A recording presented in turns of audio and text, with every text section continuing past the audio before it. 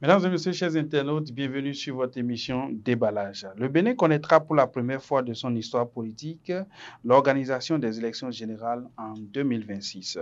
À moins d'un an de ces élections, tout semble être calme dans les états-majors des formations politiques, de la mouvance et de l'opposition. Que se passe-t-il concrètement? Pourquoi ce silence apparent?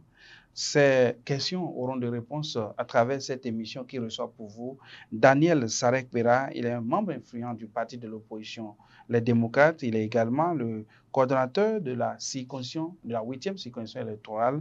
Avec lui, nous allons aborder les questions liées aux préparatifs des élections générales par le parti Les Démocrates.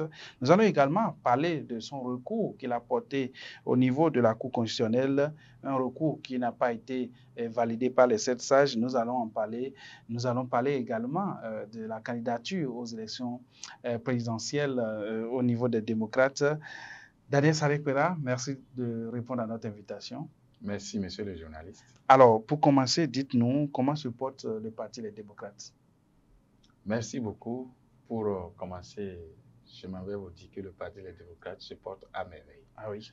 Et pour commencer, permettez-moi d'abord de saluer la mémoire de nos vaillants soldats qui sont tombés tout récemment au front pour nous défendre. Que le Seigneur leur accorde la paix éternelle. Amen. Amen. Et que la paix revienne dans le pays. Amen. Alors, le Parti des démocrates se porte bien, mais des réunions sont interdites par endroit. Est-ce que c'est déjà réglé ou bien jusqu'à présent vous subissez ces problèmes d'empêchement de tenir des réunions? Merci, monsieur le journaliste. Je suis très content que vous puissiez revenir sur cette question, oui, parce que c'est une question embarrassante. Mais vous savez, le Parti Les Démocrates est né avec l'État. Ah oui. En fait, ce qui embête, la paix a changé de camp. C'est ça qui amène aujourd'hui tous ces débats.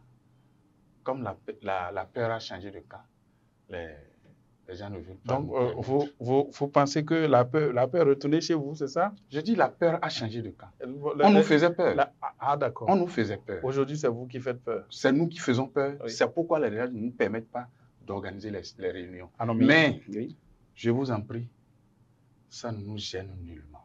D'accord. Là où nous sommes là. Il est dit que vous ne respectez pas la réglementation en vigueur en ce qui concerne la tenue des réunions politiques.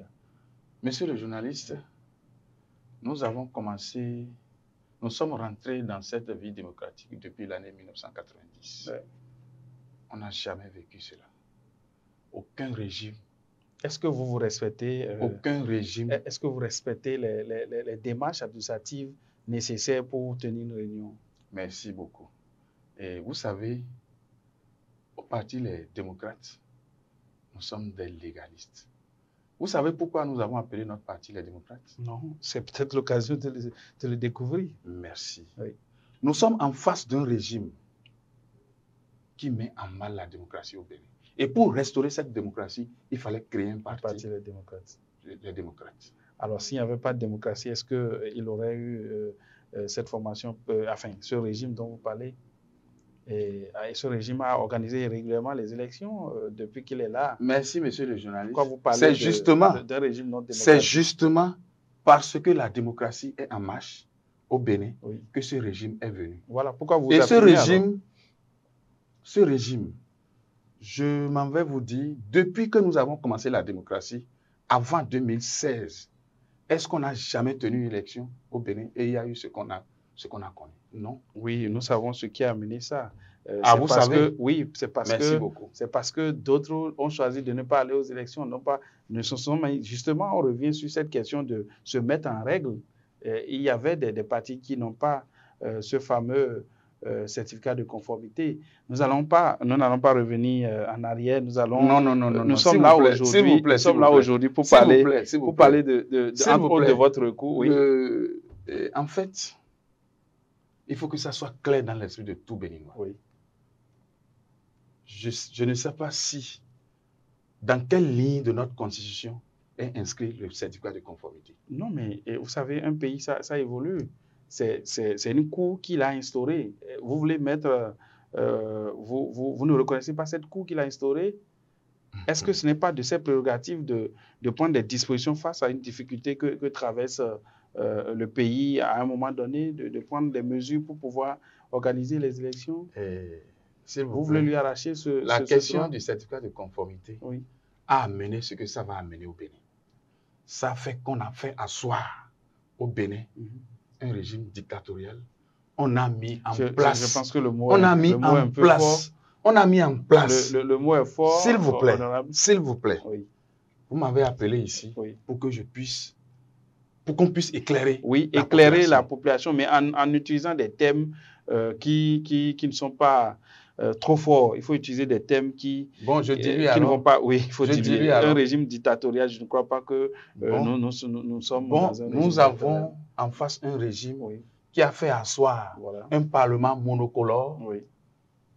Juste. La raison, c'était quoi? C'était juste pour pouvoir changer toutes les règles démocratiques qu'on avait au Bénin. C'était juste. C'était ça le plan. C'était ça.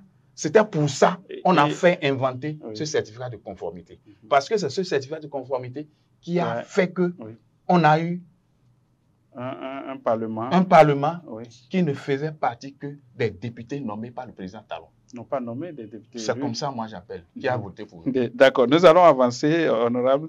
Et en parlant de loi, en parlant de démocratie. Je prie Dieu Tout-Puissant, l'Éternel des armées, que ceci ne nous arrive plus jamais au Bénin. Par la grâce de Dieu, cela ne va pas nous arriver. Et en parlant de démocratie, justement, honorable, vous êtes très démocrate. D'ailleurs, vous avez émis un recours parce que vous n'étiez pas d'accord avec certaines dispositions du Code électoral. Parlez-nous-en. Merci beaucoup. Vous savez, le Code électoral qui a été mis en place au Bénin, c'est un code qui ne nous permet pas de nous épargner. C'est un code qui est venu juste, on a mis ce code. Comme le certificat de conformité n'a pas pu être mis, comme la Constitution n'a pas pu être changée, on a amené ce code. S'il vous plaît, juste lorsque la révision de la Constitution a été rejetée par les députés, on nous a promis. Nous allons le voir. Le code, on verra ça dans le code. Et nous avons vu.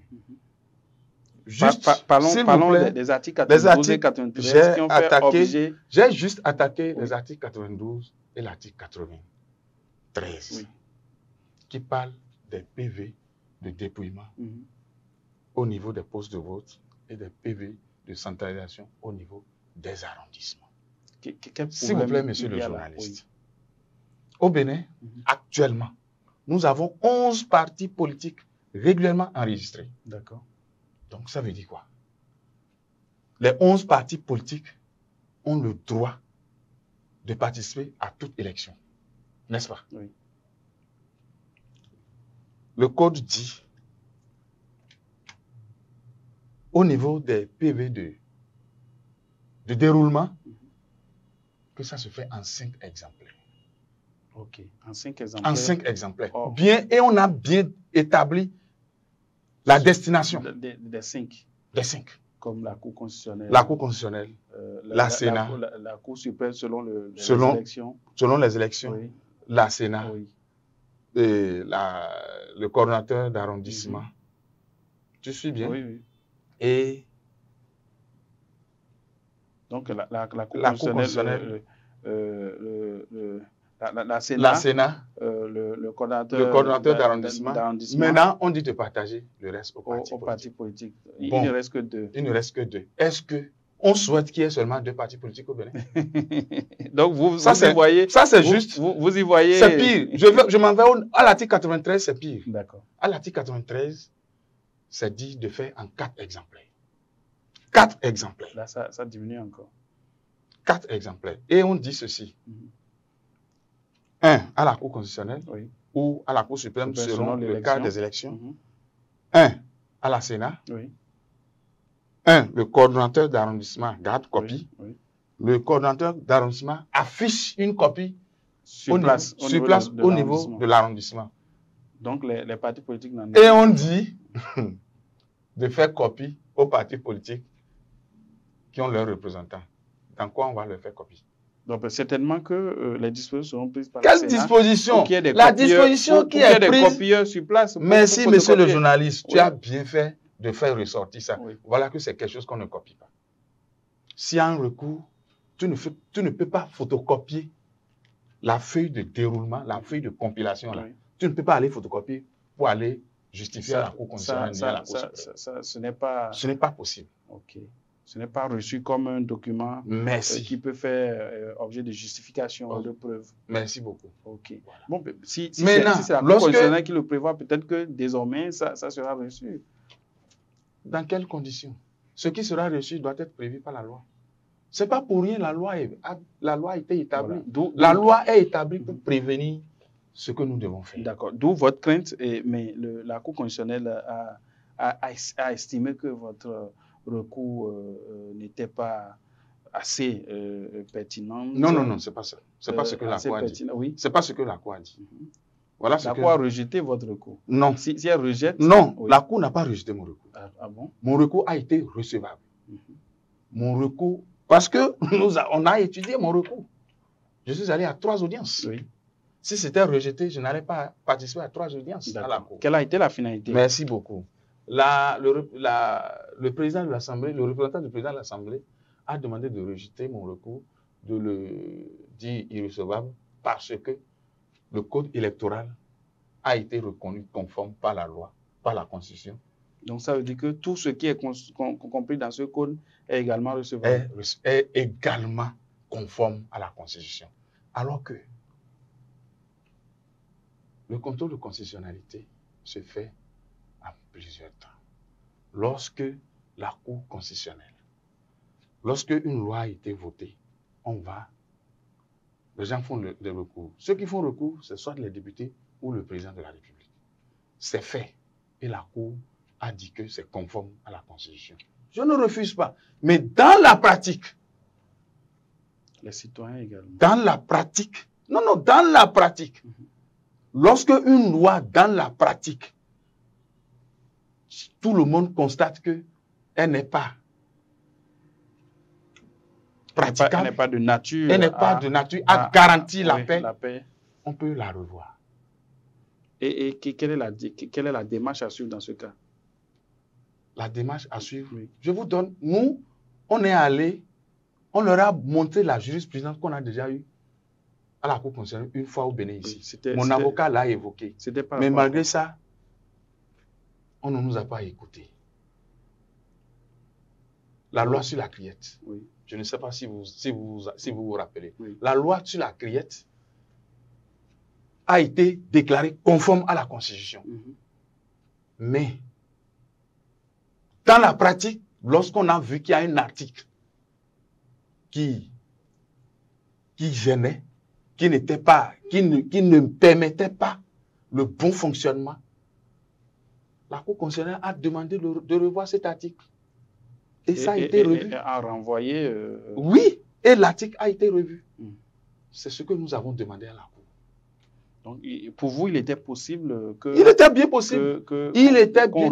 Même jusqu'à l'heure où nous vous parlons, oui. Il est encore possible. Donc, ce que vous souhaitez, c'est que autant de partis politiques, que cela soit prévu dans la loi, que chaque parti politique reçoive une fiche de dépouillement.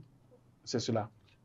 Au niveau des bureaux de vote, que la loi prévoit que tous les représentants des partis politiques puissent rentrer avec une copie des feuilles de déroulement et des feuilles de dépouillement.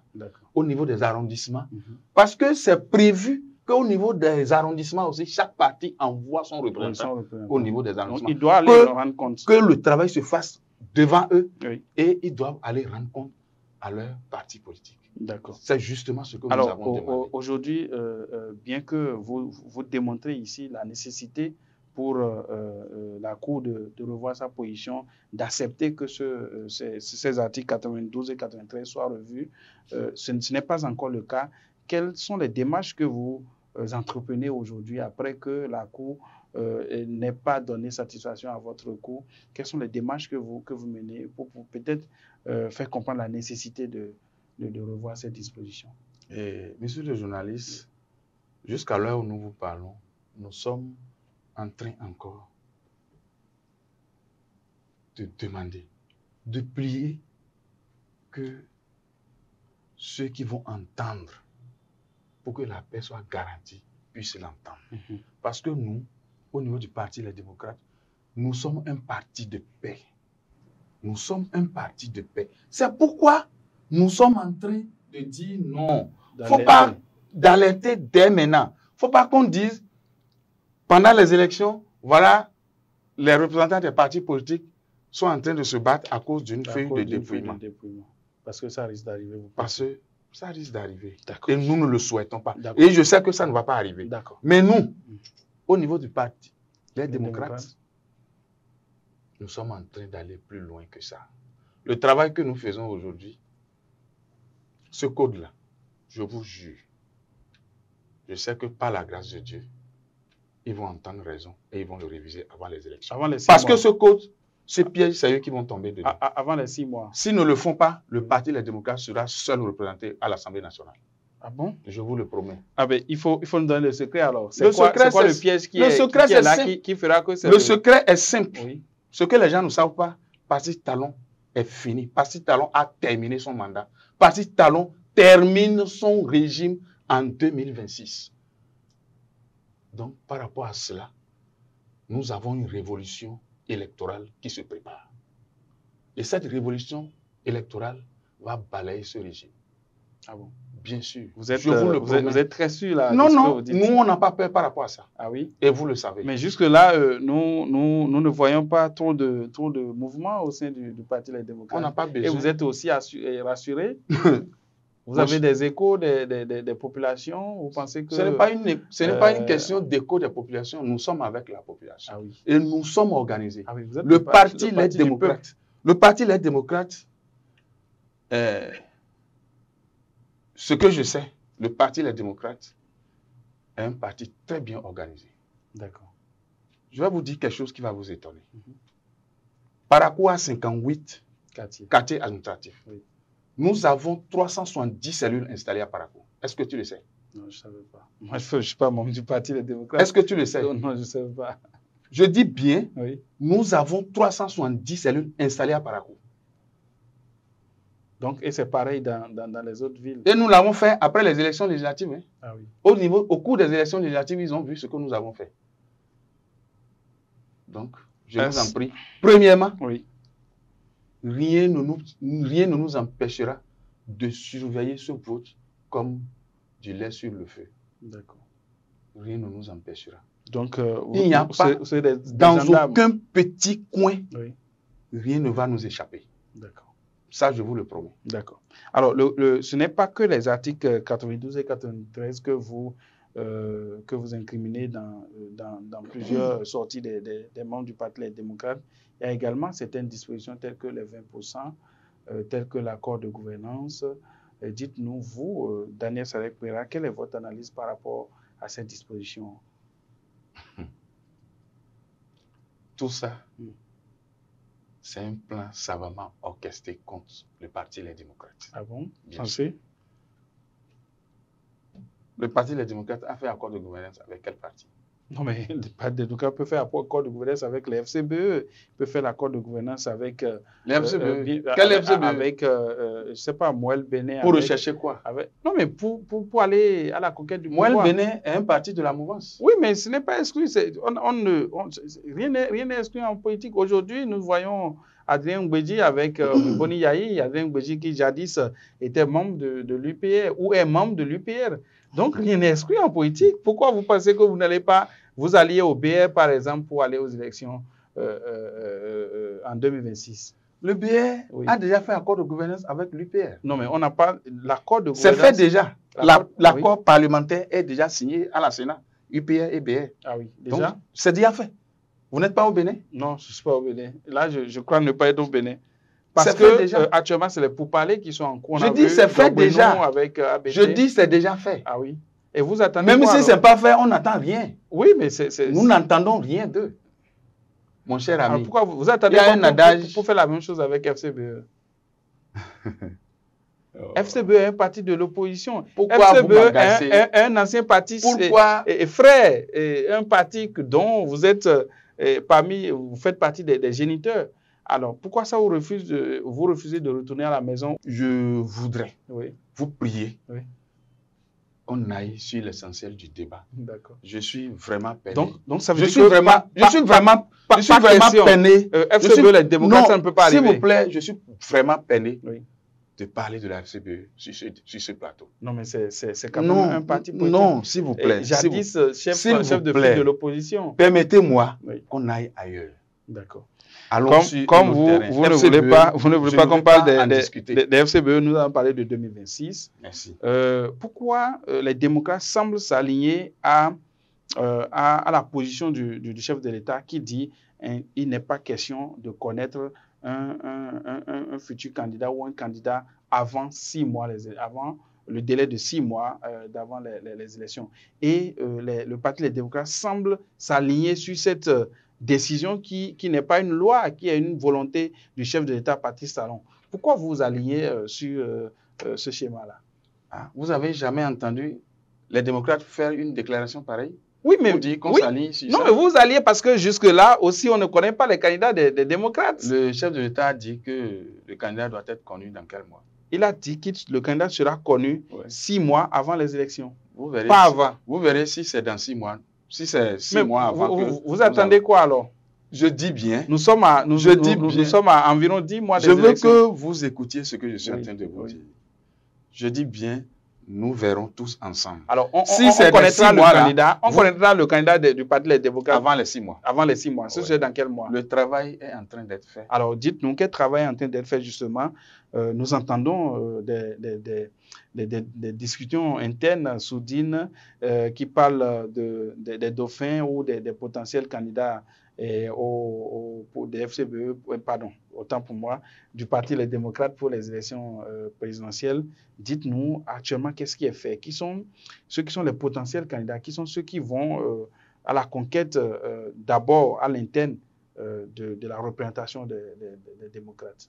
Merci, monsieur le journaliste. Comment vous avez appelé notre parti? Les démocrates. Les démocrates. Oui. Donc, un travail est en train d'être fait. De façon démocratique. De façon démocratique, vous allez entendre d'ici à là le candidat du Parti. Aujourd'hui, quels sont les potentiels candidats au sein du Parti les démocrates? Vous venez de le dire que vous entendez dans les trucs. Oui, mais vous êtes le mieux placé pour nous dire voilà ceux qui peuvent prétendre au sein de notre parti. Vous, par exemple, ou je ne sais qui encore. Bon. Dites-nous quels sont les potentiels candidats des démocrates. Pour le moment, au niveau du Parti les démocrates, une liste n'est pas encore ouverte pour dire voici les potentiels candidats du Parti les démocrates. Oui, donc je viens, je vous en prie. Oui. Je suis un responsable du Parti les démocrates. Je ne suis pas un militant lambda. Je ne suis pas un militant de la rue. Oui. Je suis responsable d'une circonscription électorale. Oui. Donc ça veut dire responsable d'une région. Je n'ai pas le droit ici de venir vous dire devant l'écran voici les potentiels candidats. D'accord. Ceux que je cite là, si parmi eux, personne d'entre eux n'est retenu, qu'est-ce que je deviens? Oui, moi je vous cite quelques noms. Eric Koundété, Nourenou Achade, Noureddine Sakasale, Kamel Ouassangari, qui d'autre? Il n'y a pas de... Vous ne pensez pas que... Ils sont tous du Parti les démocrates. Oui. Est-ce qu'ils ne sont pas présidentiables? Je dis, ils sont tous... Est-ce qu'ils ne sont pas dans la course? Je dis tous... Et des démarches ne sont pas en cours? Je dis bien tous sont du parti, responsables du Parti les démocrates. Donc, rien n'est exclu que quelqu'un d'entre eux soit un jour le président de la République du Bénin. Alors, est-ce que vous pouvez l'assurer que le candidat du Parti les démocrates sortira de ce qu'on connaît là, parce que par le passé, nous avons vu des candidats qui ont quitté nulle part pour venir à la veille des élections. Est-ce que au moins cette année... Dans quel parti? Dans l'ancien parti auquel vous apparteniez, le parti de l'actuel président du Parti les démocrates, son ancien parti, dont vous ne voulez pas considérer. Non, en fait... Nous avons vu un candidat qui a quitté nulle part. S'il vous plaît. Est-ce que ça ne sera pas le cas s'il vous plaît, cette fois-ci? Léonard Zissou, oui. C'est de lui que vous parlez. Il a été Premier ministre au Bénin pendant combien de temps? Il est venu à combien d'années de la fin du mandat du président? Je dis, il a été Premier ministre du gouvernement de Yahi pendant combien de temps? Ce que je dis, c'est quoi? Un candidat, s'il vous plaît. Est-ce que vous savez ce qui a été reproché même si c'est vous qui posez les questions là? Non, mais c'est moi qui pose des questions ici. Même si c'est vous qui posez. Et la question est toute simple. Oui. Est-ce que vous pouvez rassurer les militants démocrates que le candidat sortira des militants qu'ils connaissent, comme les noms que je viens de citer, et non un candidat qui va quitter nulle part pour être présenté comme candidat du Parti des démocrates? Est-ce que vous pouvez rassurer vos militants de cela? Je viens de vous dire tout à l'heure. C'est pourquoi je vous ai rappelé. Comment vous avez appelé le parti? C'est le parti Les Démocrates. Oui. Est-ce que vous comprenez? Oui. Ça sera fait de façon démocratique. Le candidat du Parti Les Démocrates sera choisi de façon démocratique. Oui, il peut être. C'est les militants, je dis bien, oui. C'est les militants du Parti Les Démocrates qui vont choisir leur candidat. Non, ce n'est pas quelqu'un... Non, nulle part ça ne se passe comme ça. Nous savons comment le choix des candidats... Vous allez le voir. Ça sera pour la première fois que vous verrez ça. Vous allez organiser des élections? Bien sûr, pourquoi pas? Vous allez organiser des élections dans chaque circonscription électorale, dans chaque village, pour que ce soit les populations, les militants à la base qui choisissent. Vous verrez la méthode que nous allons utiliser. Ce que je reconnais, ce que je sais, le candidat du Parti Les Démocrates sera choisi de façon démocratique. D'accord. Merci beaucoup, honorable. Et, très rapidement, Rekia Madougou, on a lu tout récemment que son état de santé n'allait pas. Son avocat l'a dit. Joël Aïvo, les exilés politiques, c'est un combat que le Parti Les Démocrates s'est donné. On a vu comment il défend ce combat. Dites-nous, qu'est-ce qu'il en est aujourd'hui? Merci, monsieur le journaliste. Et je demande à toute la population du Bénin de prier pour notre sœur. Je sais qu'elle est une femme très forte. Elle est forte elle-même. Ce que nous demandons que toute la population prie pour elle, pour qu'elle puisse bien se retrouver. Je sais que rien ne lui arrivera. Rien, je dis bien rien ne lui arrivera. Dieu est au contrôle. Et dans quelques jours, elle sera dehors. Ah oui? C'est le peuple qui va la libérer. En quoi faisant? Elle a été condamnée par la justice. La révolution électorale va libérer Rekia Madougou. Ah oui. Et Joël Aïvo. Donc, ça veut dire que c'est après 2026, ça? Mon cher ami, 2026, c'est dans combien de jours? Elle a déjà fait combien d'années? Donc, vous comptez prendre le pouvoir pour pouvoir la libérer, c'est cela? Ça là, c'est garanti. Dieu le sait. Dieu a déjà béni ça. Ok, merci beaucoup, honorable. Le temps est très vite parti. Déjà? Ah oui, le temps est très vite parti. C'est la fin de cette émission. Votre mot de la fin à l'endroit de vos militants, à l'endroit des membres du Parti Les Démocrates, quels sont vos mots d'assurance? Parce que je suis sûr que les militants voudraient entendre des mots d'assurance qui leur donnent la force de continuer le combat. Merci, monsieur le journaliste. D'abord, je vais vous remercier de m'avoir donné cette occasion de venir ici m'exprimer. Et ce que je voulais demander à toute la population, vous savez, la population béninoise est meurtrie. La population béninoise est persurée. La population béninoise est affamée. La population béninoise a tous les maux. Emprisonnée, exilée, renvoyée à la retraite forcée. Les agriculteurs se sont vus arracher leurs produits. La seule chose, la seule voie qui nous permettra de corriger cette affaire, c'est le Parti Les Démocrates. Et je vous dis, nous avons un programme qui viendra libérer tout le Bénin. D'accord. Merci beaucoup. Je vous dis, toutes ces lois scélérates seront corrigées et la démocratie sera restaurée. la démocratie sera restaurée. D'accord. Merci beaucoup, honorable. Mesdames Merci, et messieurs, chers internautes, vous avez compris, c'est la fin de ce rendez-vous. Merci de nous avoir suivis. Nous étions avec l'honorable Sarek Pera Daniel. Avec lui, nous avons parlé de son recours qu'il a formulé à l'endroit de la Cour constitutionnelle, un recours qui porte sur les articles 92 et 93 du Code électoral. Nous avons parlé des éléments qui fondent son recours, des démarches qui sont en cours pour que son cri de cœur soit entendu par la Cour constitutionnelle. Nous avons également parlé du Parti Les Démocrates, de son candidat, des dispositions qui sont en train d'être prises pour que en 2026, ce parti puisse venir libérer les Béninois comme il a dit. Merci de nous avoir suivis et à la prochaine. Au revoir.